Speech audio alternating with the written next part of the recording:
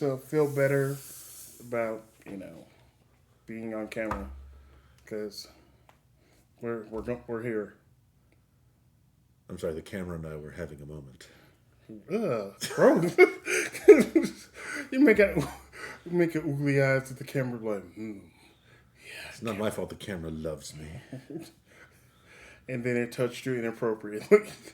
Show me on the doll where the camera touched you. We're giving the camera an awful lot of agency in this scenario. It might be sentient. It can come alive. Personally, I welcome our new robot overlords. Maybe they will touch me.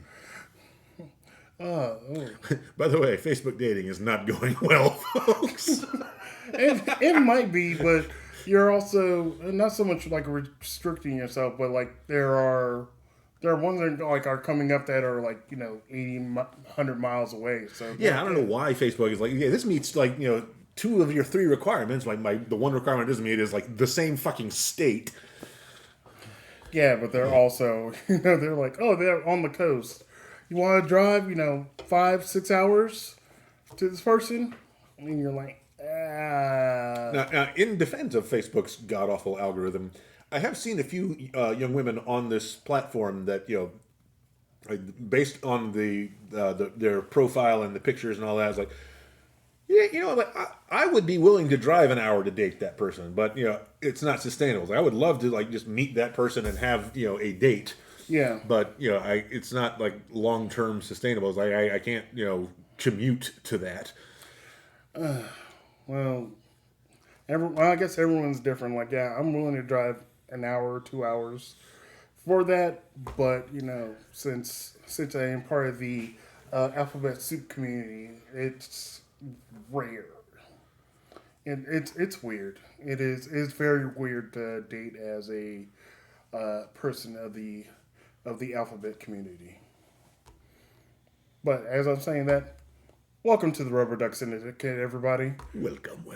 We're here just talking about just whatever we feel like because we're relatable. We talk about stuff. We're just 2 everymen.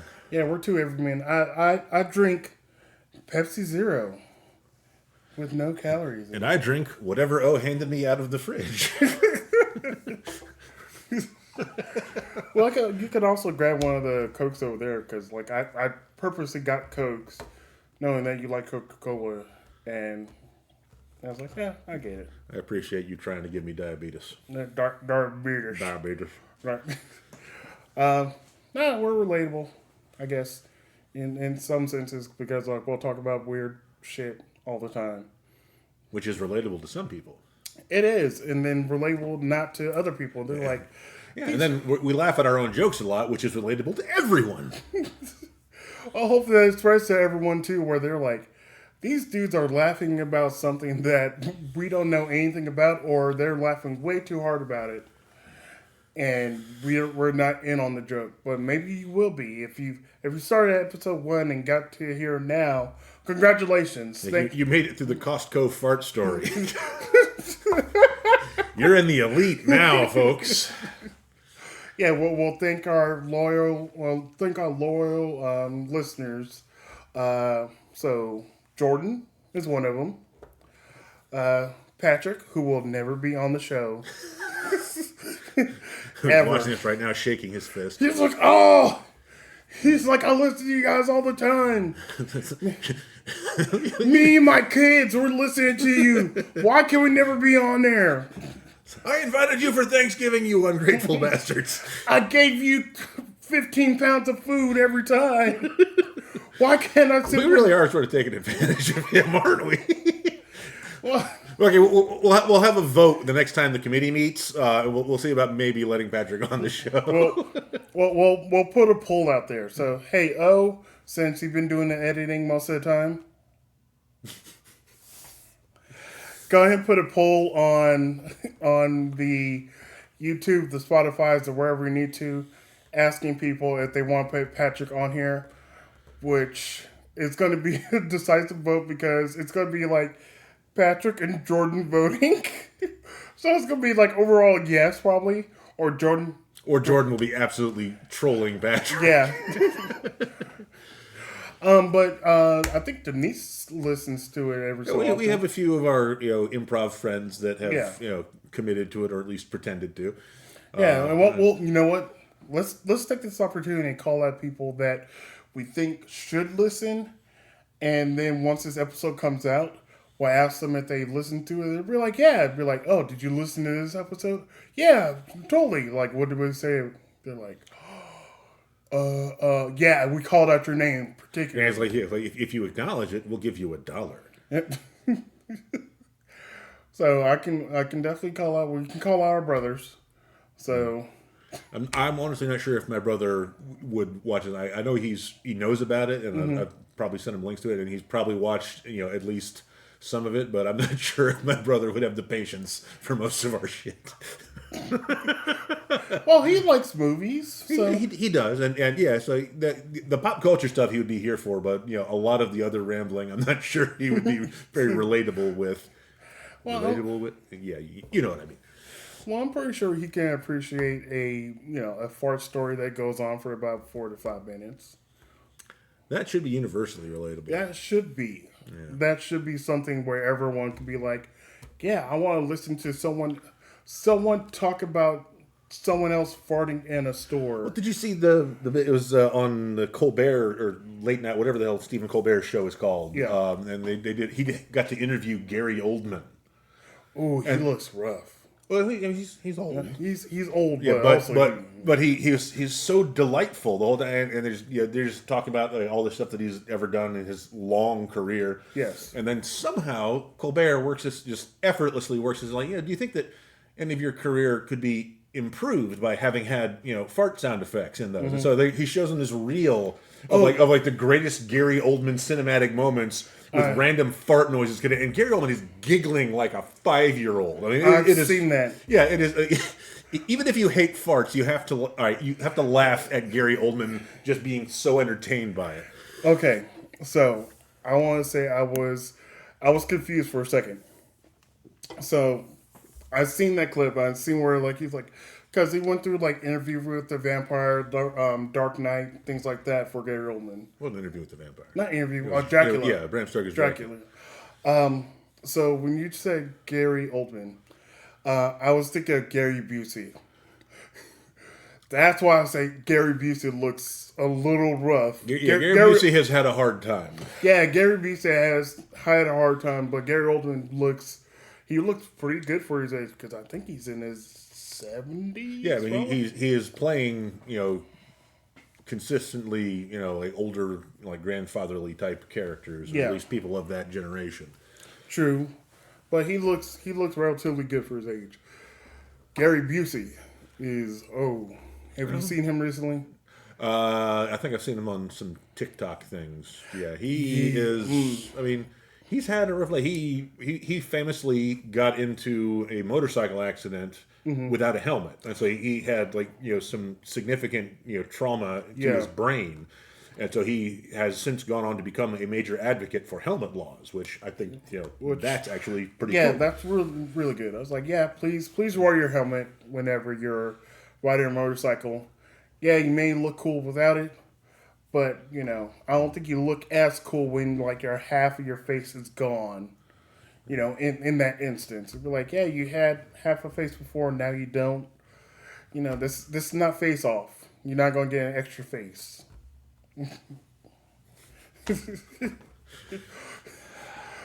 But yeah, I still like Gary Busey. I I don't know if he's getting many full on acting roles or not. If he just doesn't do that anymore. But. I don't know. I haven't kept up with his career, so I couldn't tell you that if he's still making money or not. But you also have to think that at some point he passed the threshold of being, a millionaire, and hopefully he's still getting, say, residuals from some of the movies and shows he's been on. So he's like, oh, I'm still getting checks for, a few $1,000s every month. Hopefully that's covering everything. But I don't know. Call him right now. Call Gary Busey. Oh, I don't have his number. Well, Siri's like, fuck you.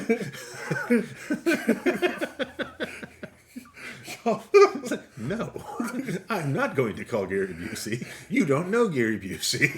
Oh, it'd be very funny if like Gary Busey's number was just Like programmed by default into Siri.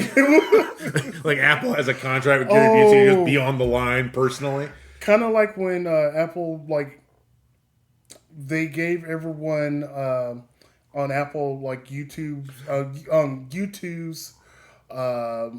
album. Yeah, because everyone wanted that. Yeah, not that it was like a terrible album. I don't. But you couldn't delete it.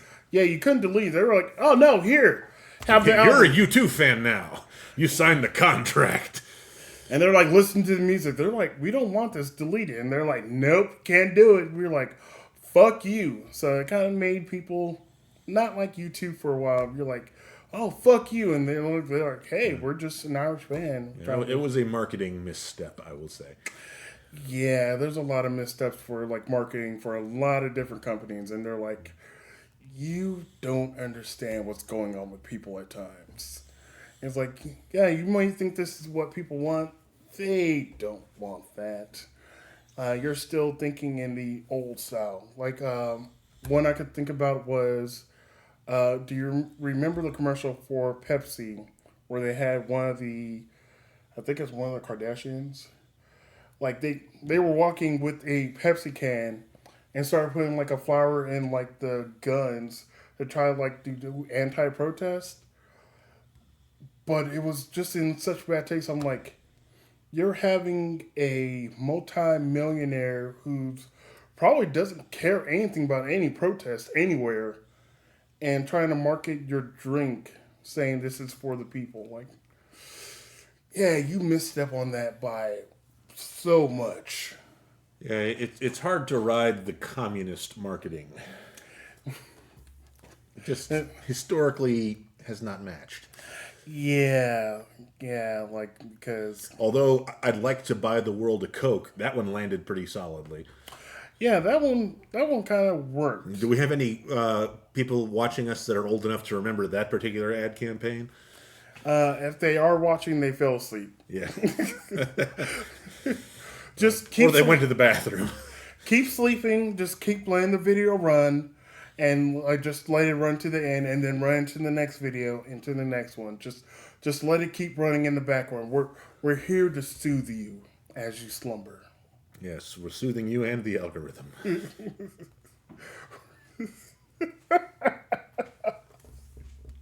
Okay.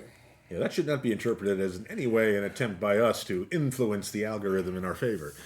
No. But because the algorithm is its own thing, it's its own beast, and we're trying to navigate it. We want to get our message out and get this out to everyone so they can enjoy every bit of us at any time throughout the day and night and wherever you are, as long as you have internet access. Or don't, just download it too. Do that. They can feel like what? I'm just trying to like do we have an audience where they would be willing to put forth the effort required to pirate and download our shows? Well, maybe they're going to a remote island, and they're like, you know what? I need something. I need my fix. Let me download all the Rubber Duck Syndicate videos available at this moment. Because I'm going to be a desert island that I want to be disappointed thoroughly. for at least at this point now. At this point now, people, we probably have a good maybe. We probably have maybe like say 8 to 9 hours of content out there. So we're still in our infants. We're still in our baby It's steps. even watchable. Most of it is. Like I said, we're calling out our fans. Maria, we love you all the time. I think Lori's watching. Hopefully Lori's watching. Or if she's not, we'll give you $1. Yeah. Who else would you call out? Obviously not your parents. Yeah, because my parents are explicitly not watching. They're like, no. It's like, yeah, that ship sailed after episode 1. They're like, no way. Possibly my brother-in-law, Ronnie, maybe he's watching now, or he'd be like, nah, I ain't gonna do that. Nah, dog. Who else? I feel like we should not, enumerate everyone that we think might be listening is Oh, well, we're just one, privacy, and two, well, we're going to get to the end of the list, and it's like, wow, we have exactly 12 people listening to our show. well, at this point right now, I think we have like 16 subscribers. 16 on YouTube, probably like 10 on Spotify. And assuming there's no overlap, that adds up. Maybe not. I don't know. We're like I said, we're in the young stages of it. Like, essentially, think of us right now as a 1-year-old. We're a 1.5-year-old. We're just getting our teeth. So you have to clean up after us. Yeah, please clean up after us. and give us stuff. Also, we really do like boobs. We did talk about that. We have appreciation for breasts. And I just set back the audience by... never mind. Well, I'll bring it back forward. Like, we do appreciate a cleavage canvas. We appreciate the effort and art you put forth. Yes, and like, because guess what? Like, we know that you're doing it for your own comfort and your own sexuality. But hey, guess what? We appreciate you displaying that and being comfortable. Yeah, we were actually having this conversation during lunch about how we wish there was actually some way, like some language or a socially acceptable protocol for letting someone of another, or I suppose the opposite sex. Someone of the opposite sex. Someone of the opposite sex, for like letting them know that you see that they are putting forth time and effort and energy. Like it takes a lot of work to make yourself fit, and sometimes you have to commit to a diet that is very hard to maintain. Sometimes you have to be working out all the time and doing incredible exercise. And so sometimes I wish that there were a way to say, for example, hey, nice midriff, and have it not be an objectifying thing. Just say like, hey, I see what you've done there. You've put a lot of effort into that. Like the canvas that you're working with is your own body, and you have made, very impressive art. Yes. And there's not really a way to say anything like that doesn't come across as either like objectifying and reductive or downright creepy. Yeah, because like we understand, not fully understand, but we understand that women will get approached by people that they don't find savory or anything like that, and just kind of coming off like, yeah, slightly annoying, slightly creepy, slightly whatever it may be. But sometimes, like, yeah, you appreciate someone that is putting forth the effort to doing something that they, feel good about themselves and like with their body. And it's not always about like saying, like you were talking about, like say they work out, got the midriff on. Maybe there's a woman out there who wants to be a power lifter, and her arms are just fucking jacked. You're like, damn, your arms are fucking awesome. You can tell her that, and like she'd be like, yeah, I appreciate that, thank you. Or she can punch her lights out if she wants to. Yeah, there is a young woman that is frequently at the gym the same time I'm there, and my trainer friend who helps me, she is also a trainer friend for this person, but she is probably, maybe shoulder height for you. She is very compact, but she does like bodybuilding competitions. Okay. And so she is basically, she's like a coiled spring. She's not quite like Simone Biles level, like superhuman jumping through the air feats, but she could kick my ass one hand behind her back. Gotcha. And she's also freaking gorgeous. Yeah. So. Yeah, like I said, we appreciate all body types out there, but then like you can't, like I said, we can't just comment on everyone's body because like we appreciate it. Yeah, because it will come off as creepy, or somebody might feel uncomfortable. You have lovely skin. May I touch it?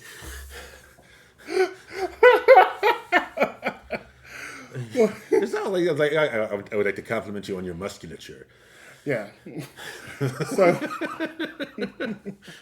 So yeah, we can't comment on everyone's body out there because, like I said, they may feel uncomfortable about it, or they don't really feel like getting a compliment. But just to let you know, we appreciate people out there and what they're doing and what they're displaying, if they want to display it or not. We don't know. We don't know how you feel, or you could just tell us in the comments down here. Like, how can we objectify you without objectifying you? Yeah. Just Let me touch all over your body. Drop the whole octave for that. Yeah, that's All over your body. You gotta get all over your body. Yeah, put some bass in it. That'll make it sound innocent. Well, I know you can get down there like this with baseball. I know you're not gonna do it just because. Because I don't want the recording of that to be like, that's the thing that goes viral, is me being creepy as possible. I'm pretty sure there's a ton. I know you're absolutely going to clip that touch your skin thing. I know that's going to be on TikTok in a matter of weeks. Oh, well, you haven't seen any of the videos I've clipped, so you have no idea. I've seen several of them. Okay. Yeah. And I also, I see the look in your eyes. It's like, I can see where this is going, oh. Clip right Yeah. here. Well, I still got stuff that we've actually not touched upon because we kept forgetting about it. We're still maintaining the list. Yeah, I haven't wrote down anything recently.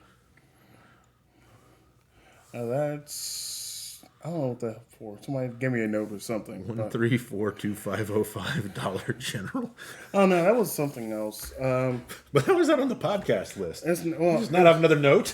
well, no, I just open up notes and just put down the notes out. I'll go and get that later. But want to pick out from something from here, or you can just rip off anything you feel like. Well, I mean, you got 5 or 6 on here. Warwick Davis is on there.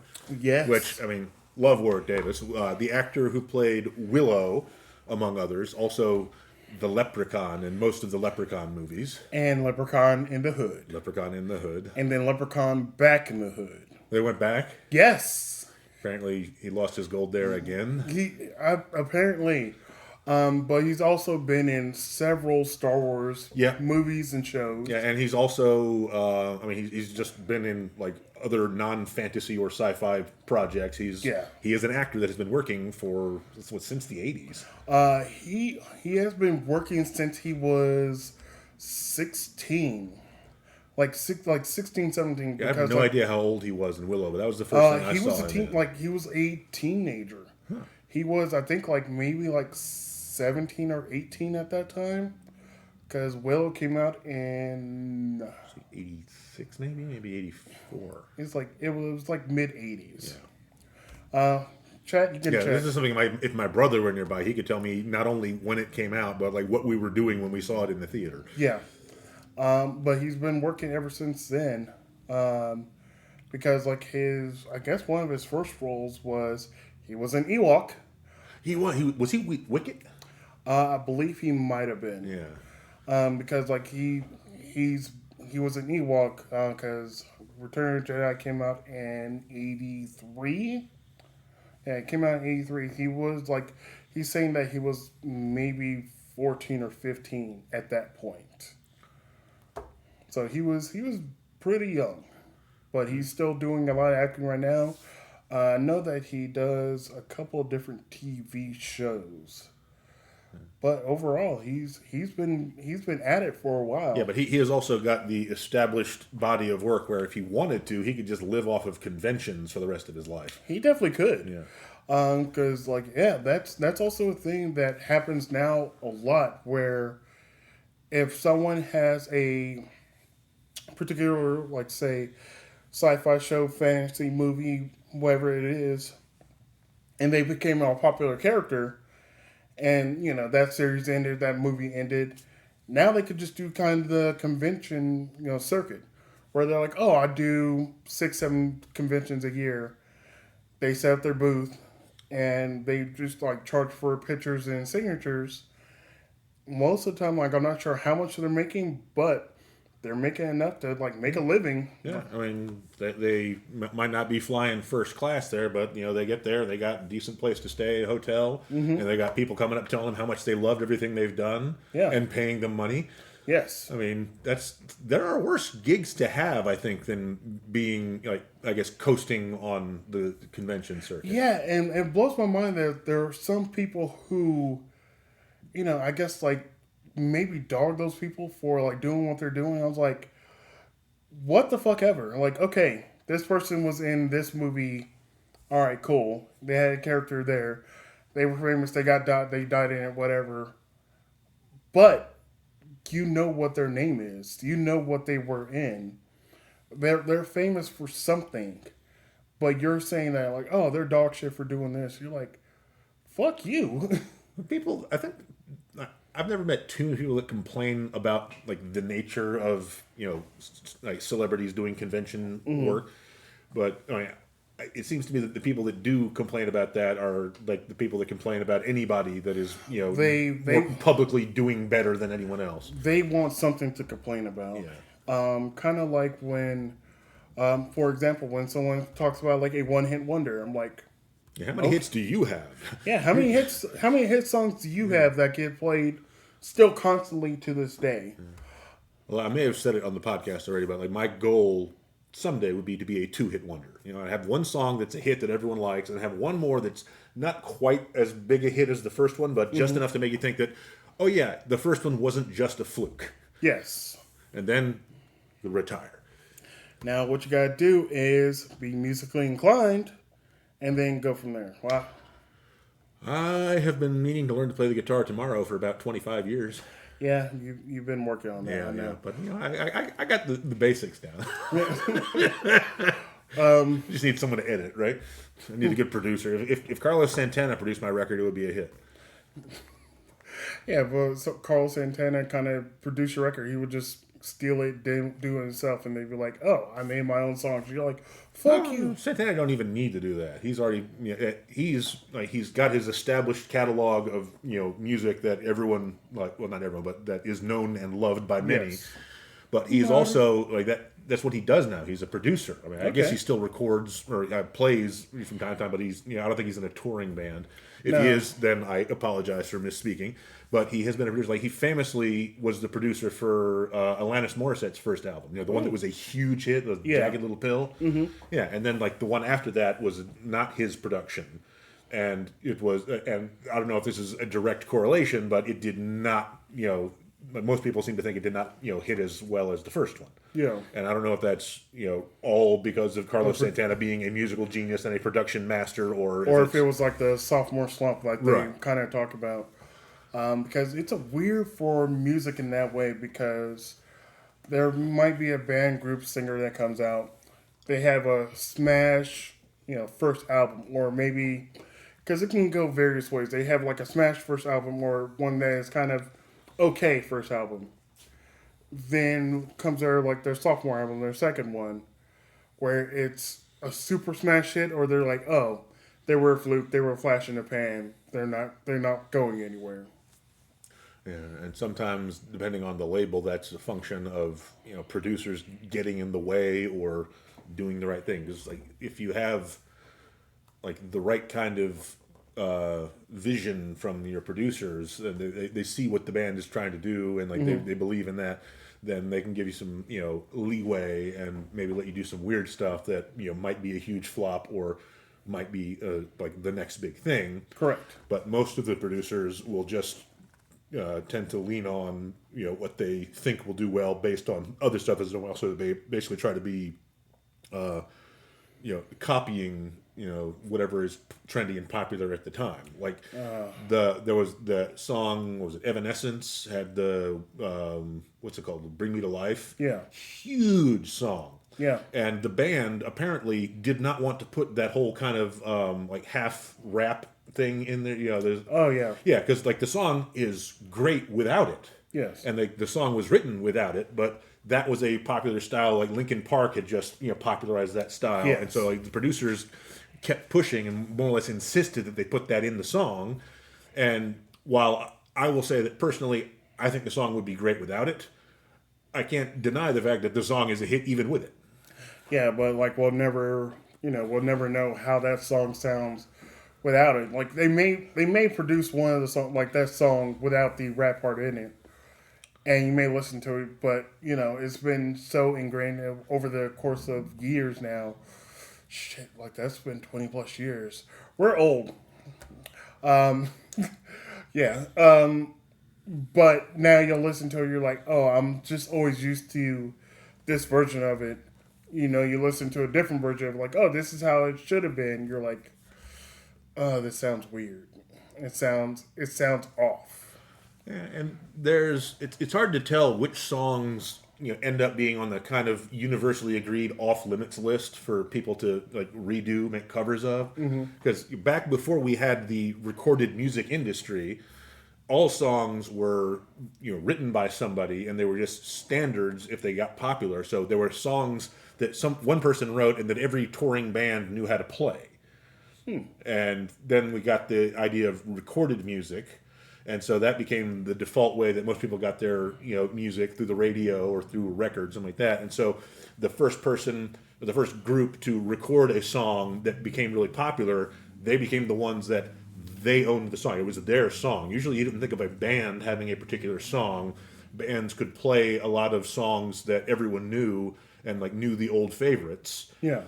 But the idea of a band being like the first one to do a song and everyone else being a cover of that song, trying to duplicate that song, or doing their version of something that this band did, that has only been really around since basically since we started recording music.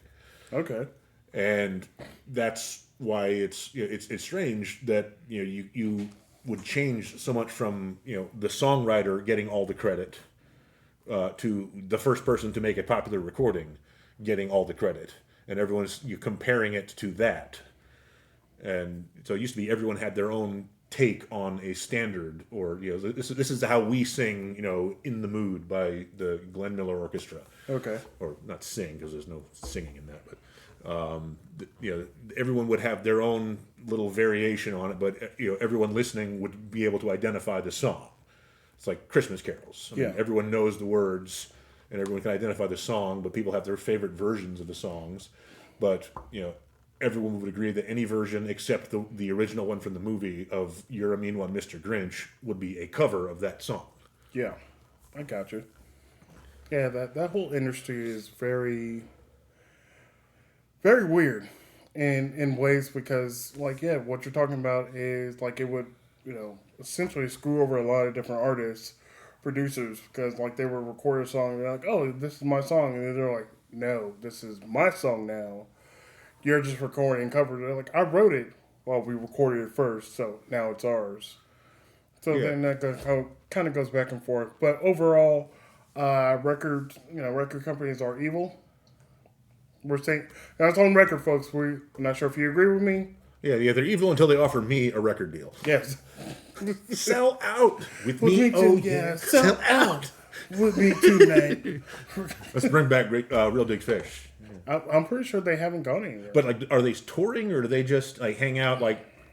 They're a California band, right? Yes. Yeah. So do they just hang out in L.A. and just play 5 locations a year? Wait, hold on 1 second. Call Real Big Fish. Oh, dang. It might be unlisted like Gary Busey. Yeah. Apple is missing a huge opportunity here to just have these celebrities and bands baked into the operating system. Just put them on retainer, just in case somebody wants to ask a question about Real Big Fish, and the phone can make that happen. That would be such a huge win for Apple. Yeah, they're all just all the members are in the band are just chilling in the lounge somewhere. They check in 9 o'clock. Apple automatically conferences the whole band in. That would be a nightmare. You think about it, that would be such a nightmare. They're at home with their family asleep. Their phone rings. They're like, "Hello, did you guys make this one song?" "No, that was Fountains of Wayne." "Okay, thanks." "All right, bye." "Hello, did you guys make that was Fountains of Wayne?" "Okay, thanks." Does Fountains of Wayne get mixed up with Real Big Fish a lot? No. Yeah, they did Stacy's Mom. Yeah, and Stacy's Mom. Other songs that were not huge hits like Stacy's Mom. No, I think it was it was obviously on the internet. Fountains of Wayne and I believe Bowling for Soup were one of the bands that were just kind of crossed over a lot. Where people are like, "Oh yeah, Fountains of Wayne made this song." They're like, "No, that was Bowling for Soup." And then they actually similar sounds and styles. Yeah, because they came out around the same time, and both their songs got really kind of big around the same time. But a lot of people, I guess, this was in the age of Napster and other downloadable sites. Yeah. The good old days. Yes. Where people would like upload a song, but they would put the wrong band. Oh God, that was so awful. Yeah, it really kind of sucked.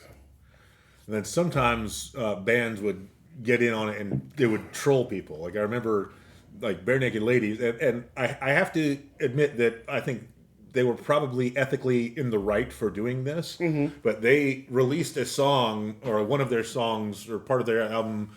They released a version of it on Napster. They let it go, and so you had the first like 30 seconds of the song that everyone wanted to hear, and then it cut out, and there was a message from the band saying, "Yeah, if you like the song, you should really go buy our album, please." And it's like they trolled the entire Napster community with that because it was a big release at the time. It's like I was so angry, like you bet, but like you're absolutely right, but damn it, I wanted to hear the song. You're like, I can't. I want to be mad at you, but I can't. Like there's you put a valid reason out there, but then you also think about it like, oh, their album at the time was maybe you go buy it's like $12-14, which is not bad. But now I'm not even sure how much. I can't honestly tell you when the last time I purchased an album was. A physical? Yeah. The last one I got was on Kickstarter. Okay. There was a young woman on Kickstarter that was raising funds for an original album of tuba music, and I played the tuba in marching band back in the day. Sexy. Oh yeah, so sexy. Mm-hmm. Everyone loves the papa. Yeah. So they were calling you papa?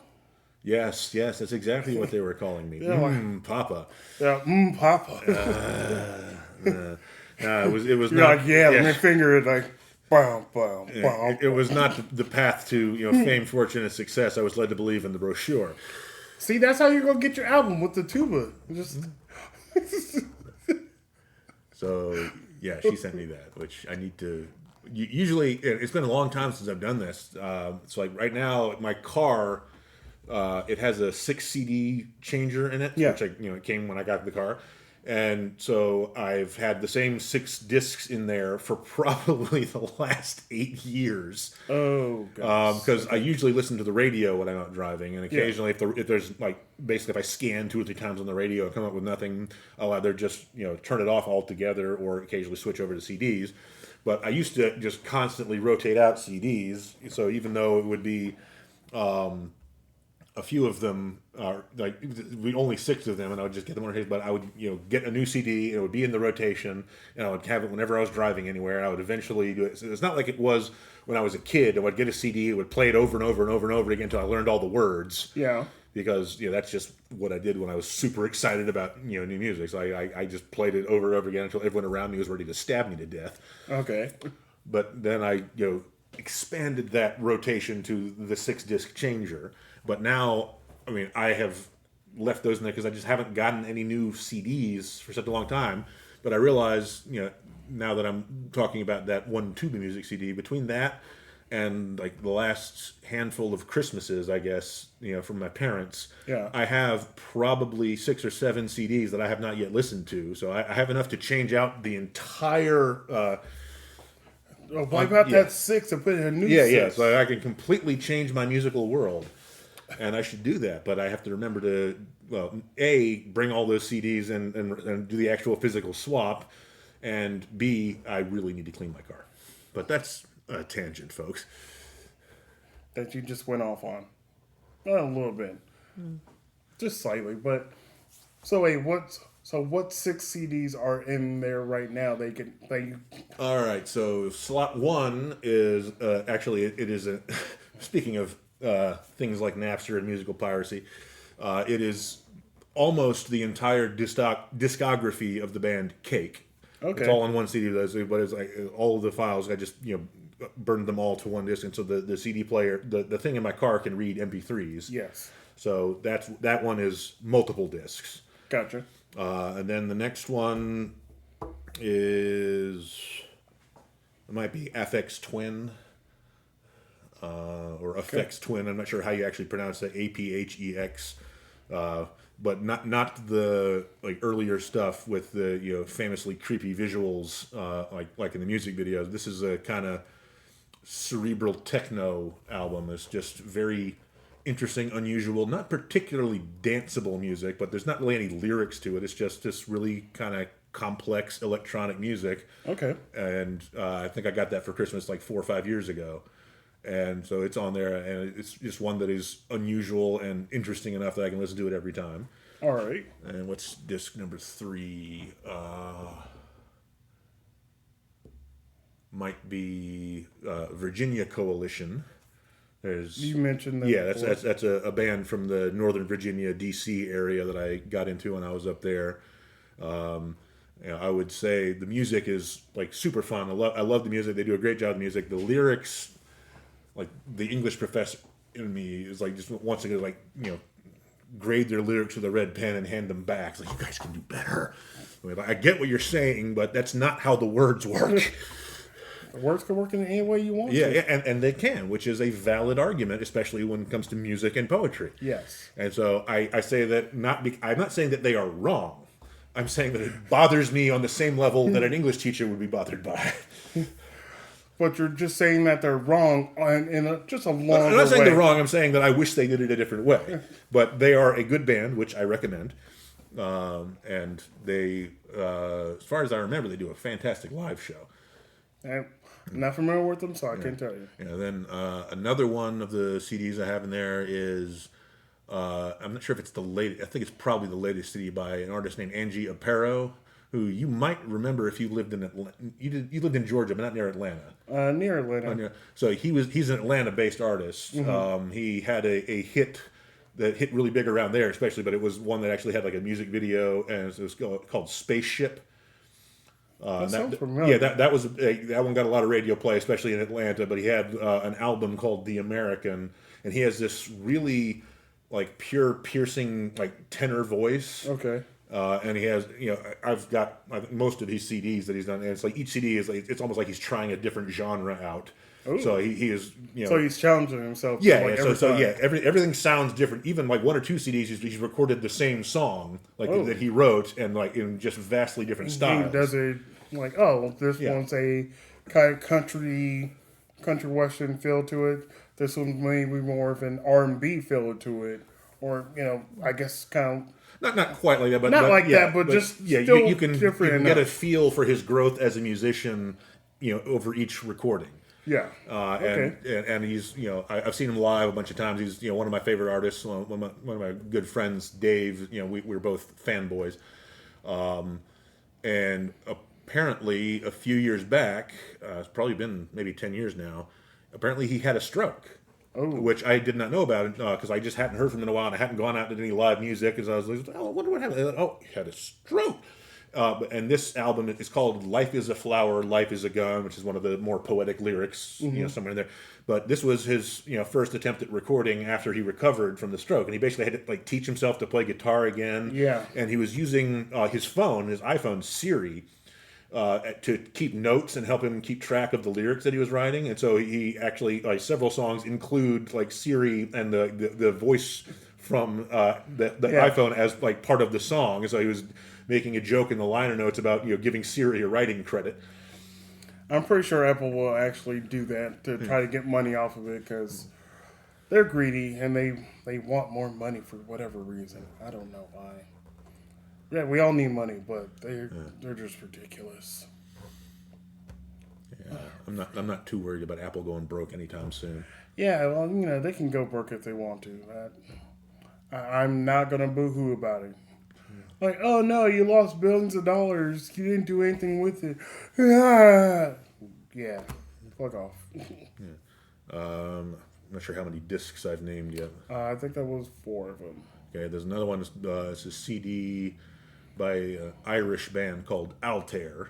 Okay. Which is it's mostly Irish folk music. This one was apparently big in I think the 90s. A friend of mine gave me this CD, and it's really cool. I love the Irish instrumental music, but this has some traditional jigs and reels and things like that, and also some very interesting vocal harmony stuff. So also Dolly Parton is on this album inexplicably. Ooh.